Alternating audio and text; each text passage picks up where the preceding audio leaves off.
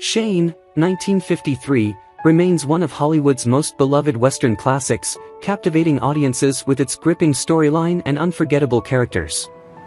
Yet, behind the scenes, the lives of the actors who brought this legendary film to life were marked by heartbreak and tragedy. In this video, we delve deep into the fates of the stars who made Shane an iconic masterpiece, uncovering the hidden struggles and painful realities they faced. From personal sorrows and unexpected accidents to relentless battles with illness, their real-life stories are just as compelling as the film itself. These actors once stood under the dazzling lights of Hollywood, only to fade into the shadows of misfortune. Join us as we uncover this emotional journey, an unfiltered glimpse into the golden age of cinema and the stars who shone brilliantly but burned out too soon. Don't miss this moving exploration of the untold tragedies behind the legend of Shane. Alan Ladd, born on September 3, 1913, in Hot Springs, Arkansas, became one of Hollywood's most iconic leading men, particularly in Shane, 1953, where he played the mysterious gunslinger who comes to the aid of a struggling homesteader family. Ladd's early life was filled with hardship. His father died when he was just 4 years old, and his mother, overwhelmed with grief and financial struggles, attempted suicide by poisoning herself in front of him. Raised in poverty, he suffered from malnutrition as a child, which stunted his growth, a fact that made him deeply insecure throughout his life. His early acting career was slow to take off, but his breakthrough came with This Gun for Hire, 1942, which solidified his image as the quiet, lethal anti-hero. Despite his success, Ladd's personal life was plagued by sadness.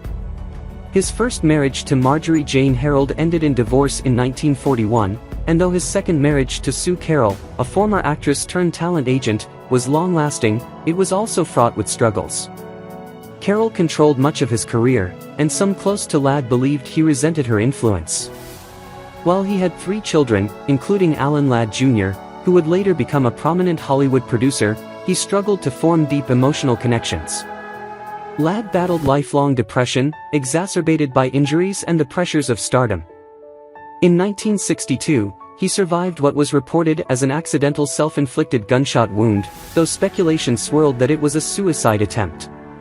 On January 29, 1964, he was found dead in his Palm Springs home at the age of 50, from an overdose of alcohol and barbiturates. While the official ruling was accidental, many believed it was a slow and deliberate descent into self-destruction. His death was a tragic ending for a man who, despite his tough on-screen persona, was deeply fragile and tormented by loneliness. Douglas Spencer, born on February 10, 1910, in Princeton, Illinois, was one of those actors whose name may not have been widely known, but whose face was instantly recognizable. In Shane, 1953, he played Axel Swede Shipstead, a dependable and kind-hearted farmer. Spencer was often cast in supporting roles, including his standout performance as the doomed reporter Scotty in The Thing from Another World, 1951, and his memorable turn in This Island Earth, 1955. Despite his warm screen presence, Spencer's personal life was filled with isolation. He never married and had no children, living a life largely outside the Hollywood social scene. Some who knew him claimed he struggled with feelings of loneliness and regret, never quite achieving the level of success he had hoped for. His health began to decline in the late 1950s, and on October 6, 1960, he died at just 50 years old from complications of diabetes. His passing barely made the headlines, and with no family to mourn him publicly, he quickly became one of Hollywood's forgotten men, a reminder that even those who leave their mark on the silver screen are not always remembered when the cameras stop rolling. John Dierks, born on February 10, 1905, in Cincinnati, Ohio, had a life as fascinating as the rugged characters he portrayed. Before becoming an actor, Dierks had an entirely different career. He worked as an economist for the U.S. government and was even involved in wartime efforts during World War II. His towering presence and deep, authoritative voice made him a natural for westerns, and in Shane, 1953, he played Morgan Riker, the brother of the ruthless cattle baron. Dierks often played imposing villains or hardened military men, appearing in films like The Alamo, 1960, and The Red Badge of Courage, 1951, where his raw performance caught the attention of Hollywood's elite. Though Dierks had a long career in film, his personal life remained largely in the shadows. He never married, and little is known about any significant romantic relationships, leading to speculation that he preferred solitude over companionship. As he aged, his health declined, and he stepped away from the limelight. He passed away on January 8, 1975, at the age of 69 from emphysema. His final years were quiet, marked by ill health and a gradual retreat from the Hollywood scene, leaving behind a legacy of formidable on-screen performances that far outshone the recognition he received in life. Ellen Corby, born on June 3, 1911, in Racine, Wisconsin, spent most of her life playing motherly or kindly elderly women, but her own life was not as warm as the characters she portrayed. In Shane, 1953, she played Mrs. Liz Torrey, the supportive wife of the ill-fated Stonewall Torrey. Corby was a dedicated character actress, earning an Academy Award nomination for I Remember Mama, 1948, and later becoming beloved for her role as Grandma Walton on The Waltons, a performance that won her multiple Emmy Awards. Despite her success, Corby's personal life was filled with loneliness and unspoken sorrow. She was married to cinematographer Francis Corby for more than a decade, but the marriage was reportedly unhappy and ended in estrangement rather than divorce. Rumors persisted that she had long-term relationships with women, but due to the constraints of Hollywood at the time, she never openly spoke about her private life. Tragedy struck in 1976 when she suffered a debilitating stroke, leaving her partially paralyzed and severely affecting her ability to work. Though she continued to appear sporadically on The Waltons, she was never the same.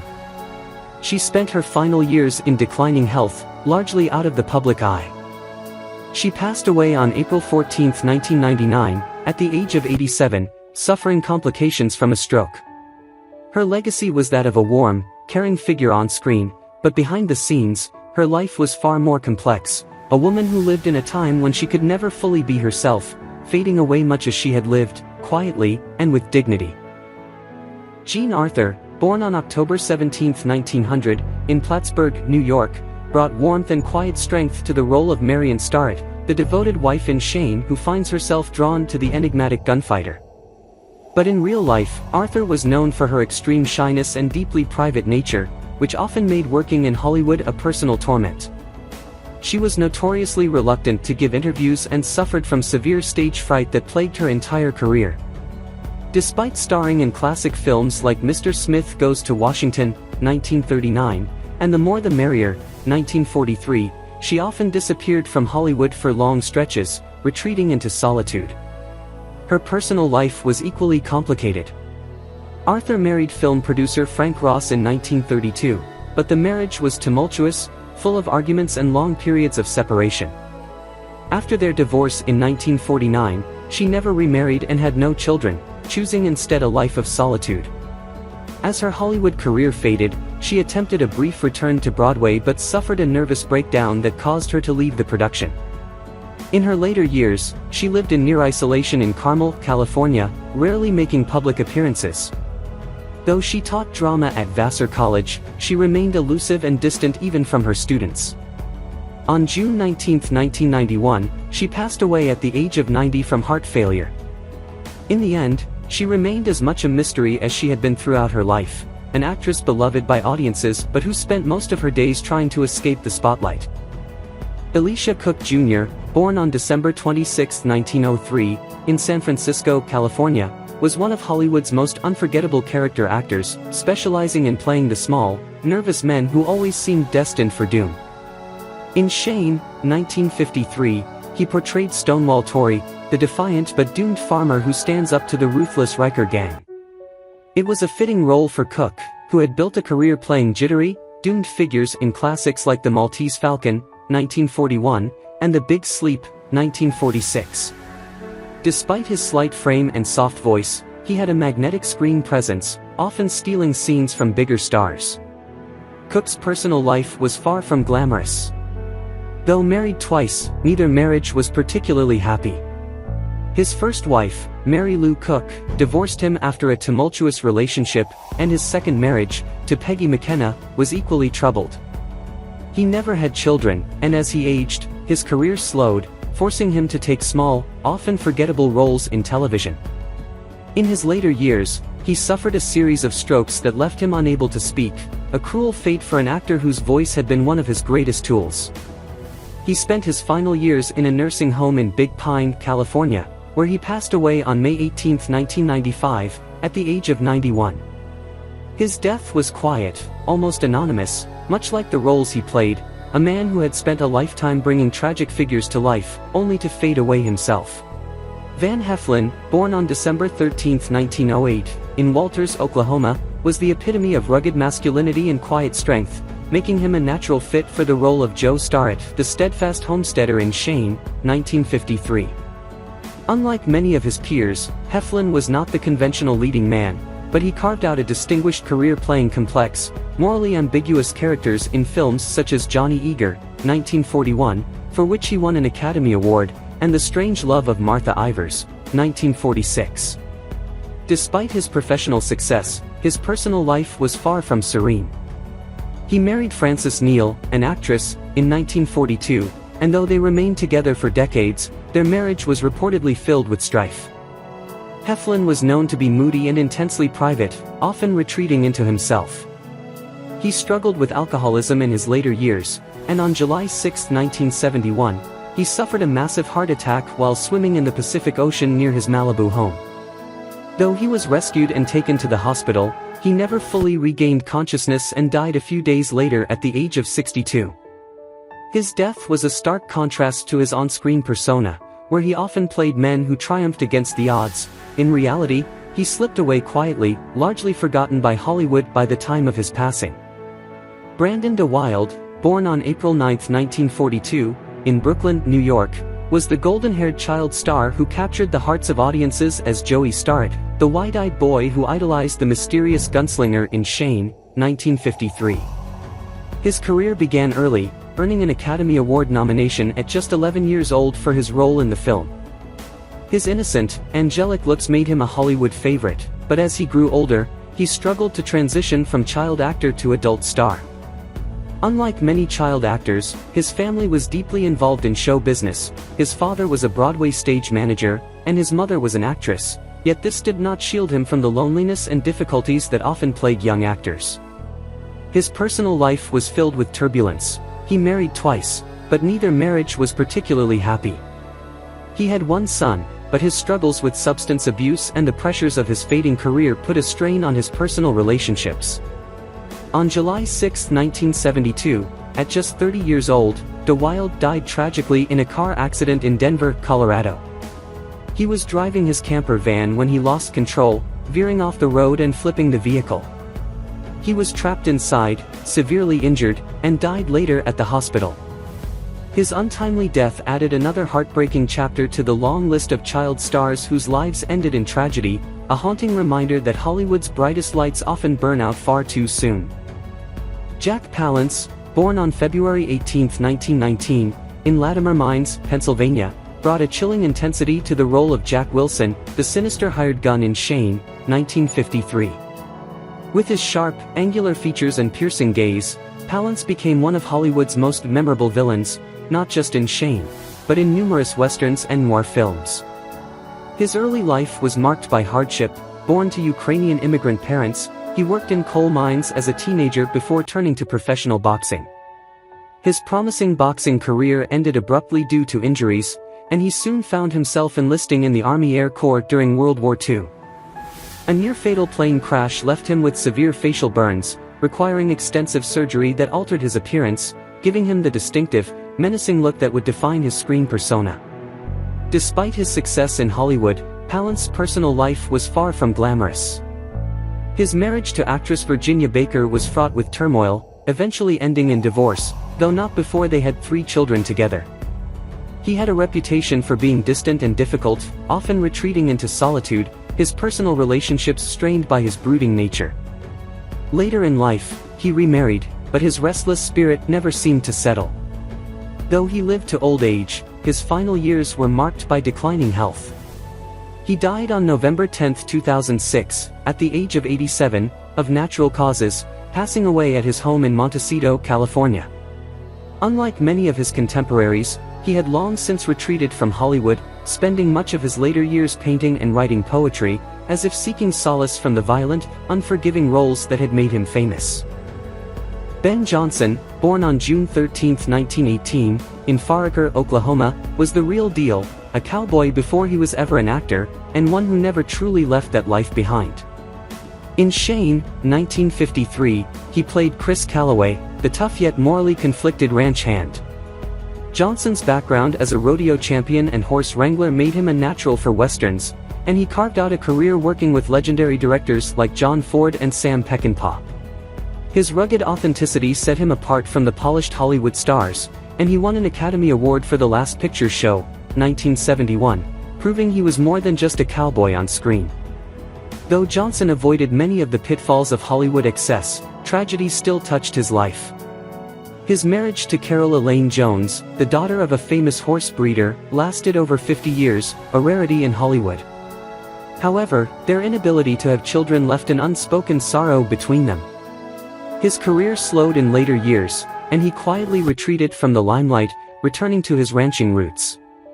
In 1996, at the age of 77, he suffered a fatal heart attack while visiting his mother's home in Mesa, Arizona. His passing was quiet, without scandal or tragedy, but it marked the end of an era, a man who had lived by the cowboy code, both on and off the screen, and who rode off into the sunset on his own terms. Edgar Buchanan, born on March 20, 1903, in Humansville, Missouri, was one of Hollywood's most reliable character actors, known for his gruff demeanor and folksy charm. In Shane, 1953, he played Fred Lewis, a homesteader struggling to stand his ground against the ruthless cattle baron. Though best remembered for his roles in westerns and TV series like Petticoat Junction, Buchanan's early life followed a very different path. Before acting, he was a fully licensed dentist, running a practice alongside his wife, who was also a dentist. But Hollywood called, and he left behind the dental chair for the big screen, quickly becoming a staple in the industry. Unlike many of his colleagues, Buchanan enjoyed a relatively stable marriage, having been with his wife Mildred since 1928. But beneath his jovial exterior, the demands of constant work took a toll on his health. By the late 1960s, his body began to fail him, and he suffered from multiple health complications, including a stroke. He passed away on April 4, 1979, at the age of 76, from pneumonia. His death was not marked by scandal or tragedy, but it signaled the end of a Hollywood era, one where sturdy, dependable actors like him formed the backbone of the industry, quietly fading away while the world moved on. Emil Meyer, born on August 18, 1910, in New Orleans, Louisiana, had a face made for villains, a deep, gravelly voice, and an imposing presence that made him the perfect choice to play Rufus Riker, the merciless cattle baron in Shane, 1953. His career spanned decades, with roles in Paths of Glory, 1957, and The Man Who Shot Liberty Valance, 1962, but he never quite reached the heights of stardom, always relegated to supporting roles. Off-screen, Meyer was as much of a loner as some of his grizzled characters. He never married, and little is known about his personal relationships, leading to speculation that he simply preferred solitude over the messy entanglements of Hollywood romance. Despite his intimidating on-screen presence, those who knew him described Meyer as a gentleman who struggled with the fickleness of the industry. As he aged, roles became scarcer, and he lived out his later years in near obscurity. He died on March 19, 1987, at the age of 76, from complications of Alzheimer's disease. In his final days, the Hollywood that had once embraced him had long since forgotten him, and he faded into the background, much like the tough, world-weary men he had so often portrayed. What do you think about the deaths of the actors from Shane, and who do you remember the most among them? Share your thoughts in the comments below, and don't forget to subscribe to the channel and turn on notifications to stay updated with our latest videos.